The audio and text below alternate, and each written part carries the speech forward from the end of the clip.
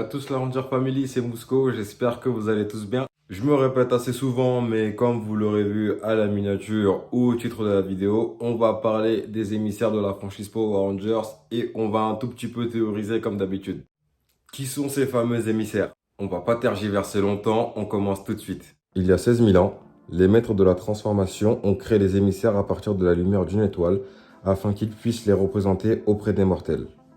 Leur but était de répandre la paix et la tranquillité dans l'univers. Les messagers existaient en dehors du temps et pouvaient voir l'ensemble du temps de manière non linéaire. En gros, ils pouvaient voir dans le passé et quelque peu dans le futur. Alors déjà, on va dire qu'ils sont en quelque sorte immortels parce que déjà, ils vivent en dehors du flux naturel du temps. Et de ce fait, ils ne peuvent pas vraiment mourir de mort naturelle, si je peux dire. Oui, mais là, pour le coup, vous allez me dire, d'accord, mais qui sont réellement les émissaires? Parce que apporter la paix, la tranquillité, vous allez me dire, c'est ce que les Power Rangers font déjà. Ils apportent la paix, la tranquillité dans l'univers. C'est leur mission, on est d'accord. Vous inquiétez pas, je vais aller en profondeur. Les émissaires étaient un trio d'entités énigmatiques qui représentaient les maîtres de la transmutation en adoptant l'apparence des Power Rangers, respectivement de couleur rouge, bleu et jaune. En fait, il n'a pas été réellement démontré qu'ils avaient des formes distinctes. Mais on va plutôt parler d'évolution à travers toutes les formes des Power Rangers légendaires tout au long de l'histoire. C'est même pour ça que vous avez l'impression de voir plusieurs formes de Rangers sur chacun des émissaires. Par exemple, l'émissaire rouge, vous avez l'impression de voir du Time Force et du Notonaire. Chez l'émissaire bleu, vous avez l'impression de voir du Force Animal et du SPD. Comme pour l'émissaire jaune, vous avez vraiment l'impression de voir du Ninja Steel et du Force Cyclone. Voilà ce que veut dire évoluer à travers diverses formes. Et bien sûr, il a été révélé plus tard que d'autres émissaires existent bien au-delà de l'univers connu. Les émissaires sont finalement devenus les gardiens du réseau de transmutation et observaient chaque équipe de Power Rangers, nouvelle et ancienne, à travers le temps elle-même. Et là, vous vous dites bien sûr, oui, maintenant on connaît les émissaires, enfin, on connaît leur origine, mais quelle a été vraiment concrètement leurs actions? Qu'est-ce qu'ils ont fait dans les comics pour qu'ils soient si importants que ça? Vous inquiétez pas, je vais vous le dire tout de suite. Pendant les événements de l'arc Charter Grid dans les comics, Zordon avait demandé personnellement aux émissaires d'intervenir et d'empêcher Lord Dracon de voler de voler des morpheurs à toutes les équipes de Rangers connues. Parce qu'en fait, bien évidemment, il comptait renforcer sa propre puissance et même renforcer la puissance de ses armées. Les émissaires ont bien entendu écouté la demande de Zordon, mais l'ont malheureusement rejeté parce que les émissaires pensaient que Dracon n'était pas réellement une menace et que les Rangers de Zordon, en gros les Mighty Morphin, seraient capables de repousser cette menace. Et ben bravo. L'émissaire bleu quand même il était assez préoccupé parce que bon les craintes de Zordon sont quand même assez réelles, il l'avait quand même pris au sérieux et quand même quelqu'un qui cherche à accumuler continuellement des morpheurs de différentes équipes de Power Rangers, il se dit qu'en fait ça pourrait menacer le réseau de transmutation, même la réalité elle-même. L'émissaire rouge a dit à ses collègues calm down les gars, calm down. Dracon n'est pas une vraie menace, donc vous inquiétez pas, le problème sera vite réglé, on n'entendra plus parler. Eh ben, émissaire rouge, Dracon lui a donné tort parce qu'il a réussi à pénétrer dans le réseau de transmutation lui-même. Les émissaires ont essayé de l'arrêter, mais de toute évidence ont échoué. Ce qui a permis au tyran Dracon de terrasser les émissaires évidemment et de voler le cœur d'un maître de la transmutation et de bâtir sa propre réalité. En gros, les émissaires ont été chassés de l'espace-temps, si je puis dire, et ils sont tombés sur l'essence de Tommy Oliver, le Tommy Oliver de la dimension de Zordon qui n'a jamais vraiment été écarté du bien. En gros, c'est le Tommy Oliver qu'on a connu dans la série qui a été le Ranger Mighty Morphin Univers Maléfique, puis Blanc, etc. Voilà, c'est le Tommy que l'on connaît, c'est notre Tommy à nous. Alors là, pour le coup, je l'ai faite super courte, c'est vrai, j'ai pris des petits raccourcis parce que bon, là, pour ceux qui sont à jour dans les comics, publiés par Vestron, bien sûr, vous savez ce qui se passe actuellement avec les émissaires. Et moi, je vais pas vous mentir que j'ai pas envie de me spoil parce que en faisant mes recherches, j'ai vu qu'il y avait du spoil et ça parlait justement de ce qui se passe bien après aussi. Donc, pour ne pas m'embrouiller moi et vous embrouiller vous, je compte réserver une partie 2 pour cette vidéo quand on aura bien avancé avec les comics publiés par Vestron. Mais du coup, j'ai pas terminé avec cette vidéo, je vais théoriser parce que là, on a parlé des émissaires dans les comics Power Rangers.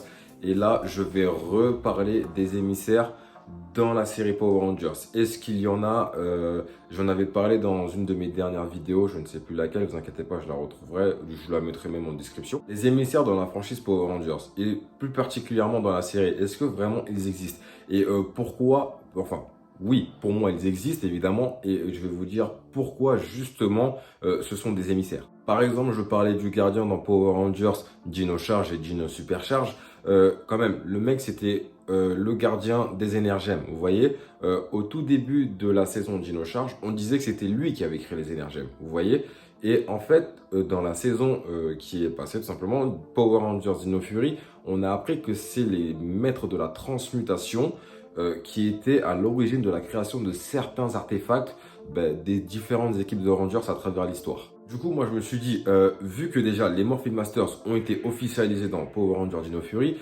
pourquoi les émissaires ne seraient pas déjà intégrés? Parce que bon, là, c'est bon, les Morphin Masters, ils sont intégrés. Et du coup, on peut justement capter que les émissaires ne sont pas forcément décrits comme ceux des comics. Enfin, ne sont pas forcément ressemblants à ceux des comics, mais ont diverses formes. Par exemple, le gardien, le keeper, qui est le gardien des énergèmes. Pourquoi est-ce que en fait, comment le gardien a été créé? Sa mission, c'est de protéger les énergèmes. Les énergèmes ne viennent pas forcément d'une autre planète. Peut-être qu'ils sont écrasés sur une planète, j'en sais rien. Il a été le gardien, pour le coup, je sais pas. Mais je dirais quand même que c'est un émissaire parce que le mec a quand même un certain pouvoir et quand même lié aux énergèmes. Parce que je ne sais plus c'est quel épisode, mais est-ce que vous vous rappelez dans Power Rangers Dino Charge, quand on découvre l'identité du Ranger Violet? Au début, le Ranger Violet était un homme. Donc, pour que cet homme se sépare de son pouvoir, enfin de son énergème violette, le gardien a utilisé son sceptre pour que justement ce monsieur, j'ai oublié comment il s'appelle, justement se sépare de l'énergème violette. Peut-être que cet artefact n'est pas vraiment une création du gardien, mais appartient quand même, a quand même une liaison avec les Morphin Masters parce que bon, il arrive à faire en sorte que le lien qui s'est créé avec la personne qui détenait l'énergème, ce lien se rompt tout simplement. Donc, faut se dire que le gardien est quand même un élément important pour les Morphin Masters, donc un émissaire. Autre exemple dans la franchise Power Rangers, le gardien de la couronne dans Power Rangers Opération Overdrive. Pour le coup, les joyaux de la couronne Aurora ne sont pas réellement des artefacts liés aux Power Rangers, vous voyez ce que je veux dire, mais quand même, ils ont un pouvoir surpuissant. Regardez Furious dans Power Rangers Opération Overdrive, à la toute fin, dans le dernier épisode, il met la couronne sur sa tête et a des pouvoirs, il se transforme en giga monstre super puissant. Donc forcément, un artefact pareil, des joyaux pareils, ça peut être que créé justement par les Morphin Masters. Pourquoi je dis ça? Parce que déjà, les couleurs des joyaux, rouge, noir, jaune, bleu, je suis désolé, c'est quand même les couleurs des Morphin Masters. Bon, il n'y a pas de doré, c'est sûr, mais les Morphin Masters, il y en a plusieurs, on va pas se mentir. Donc, oui, là, c'est sûr que c'est un artefact créé aussi par les Morphin Masters. Pour en revenir au gardien de la couronne, pourquoi je dis que lui, c'est forcément un émissaire? Parce que déjà, il a la même mission que le gardien dans Power Rangers Opération Overdrive. Je vais appuyer ma théorie justement avec l'épisode anniversaire des 15 ans, enfin le double épisode anniversaire des 15 ans de Power Rangers Opération Overdrive. Dans cet épisode, il y a Trax, le fils de Rita et de Lord Z. Il coupe avec ses alliés qui sont les méchants principaux de la saison Power Rangers Opération Overdrive. Il coupe la connexion des Power Rangers Opération Overdrive au réseau de transmutation. Donc, de ce fait, le gardien de la couronne, bien sûr, ou Sentinel Knight, comme vous voulez l'appeler, c'est comme vous voulez, il va recruter des Rangers légendaires, justement pour remplacer l'opération Overdrive le temps qu'ils retrouvent leur pouvoir. Du coup, il est parti chercher Adam des Mighty Morphin, il est parti chercher Tori des Power Rangers Force Cyclone, Kira des Power Rangers Dino Tonnerre, Xander des Power Rangers Force Mystique, et il est parti chercher Bridge des Power Rangers SPD. Bridge, oui, Bridge qui est la SPD bien sûr qui vient du futur. Vous voyez ce que je veux dire? Donc le mec est quand même parti chercher un Rangers dans le futur, sachant que Bridge est devenu Ranger rouge. Le Bridge qu'on connaît vraiment, il était Ranger vert puis bleu à la fin de SPD et est devenu rouge après. Donc ça se passe vraiment après quoi. Donc il est parti vraiment le chercher loin dans le futur. Et si on fait le lien encore une fois avec le gardien et les énergènes dans Dino Charge, le mec il est parti chercher quelqu'un dans le futur, il est revenu à l'aise. Sachant il était un peu faible à ce moment-là, il était sous sa forme lumineuse, il n'avait pas encore la forme Sentinel Knight qu'on connaît de base. Mais bon, comme je vous l'ai dit plus tôt, les émissaires dans les comics Power Rangers peuvent voir à travers le temps. Donc forcément, il y a toujours cette... je sais pas si c'est le bon terme, mais il y a toujours cette transcendance entre le temps. Tu peux transcender le temps, le temps. Tu peux transcender le passé, le présent, le futur. Vous voyez, et eux, ils le font à l'aise. Ouais, dans Dino Charge, en utilisant les 10 pouvoirs, enfin les 10 énergèmes, ils ont quand même pu remonter le temps. Vous voyez?